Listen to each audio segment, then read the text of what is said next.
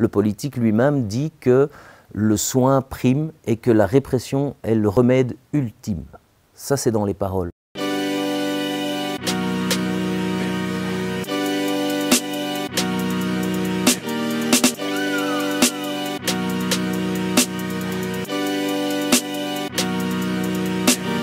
Aujourd'hui, les enjeux liés à la consommation de drogue ne sont clairement pas ce qu'ils étaient en 1921 et que probablement le souci du législateur à l'époque était de lutter contre le trafic de drogue mais pas de lutter contre les usagers de drogue. Des individus qui sont dans une dépendance, forcément ils ont besoin de consommer, c'est leur corps qu'ils demandent de consommer.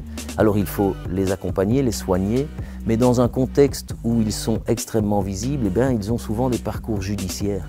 Et ces parcours judiciaires, en fait, vous coupent davantage les jambes que ne vous aident à être accompagné ou à lutter contre votre dépendance.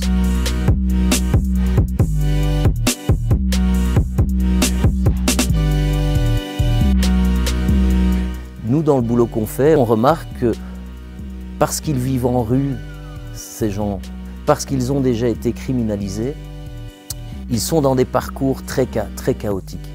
On donne cet exemple d'une personne qui enfin est accompagnée et qui est plutôt dans un mouvement positif, c'est-à-dire décroche pas forcément totalement de sa consommation mais consomme moins, est dans un parcours de réintégration sociale et parfois il est rattrapé par une vieille condamnation au pire moment, c'est-à-dire à un moment où il va mieux, à un moment où il recrée du lien, à un moment où elle a retrouvé un logement et à un moment parfois où il a même retrouvé du travail. Eh bien non, une vieille condamnation vient lui, à ce moment-là, complètement couper les jambes et casser tous les efforts qui ont été consentis. Donc ce qu'on demande, nous, aujourd'hui, c'est profiter de ces 100 ans pour, d'une part, que le législateur examine la loi au regard de la situation et de la société contemporaine, qui a quand même fortement évolué par rapport à ce qu'elle était en 1921, et aussi qu'il travaille dans le sens d'une décriminalisation des usagers de drogue. Donc des individus qui sont dans une forte dépendance, on les reconnaît aujourd'hui comme des personnes malades, qu'il faut plutôt soigner que punir. Le politique lui-même dit que le soin prime et que la répression est le remède ultime.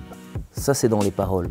Mais dans les actes, on voit quand même en prison qu'une personne sur deux est en détention pour des faits liés à la consommation ou à la détention de produits stupéfiants ou des petits larcins pour s'acheter le produit, etc. Donc ces gens doivent être accompagnés.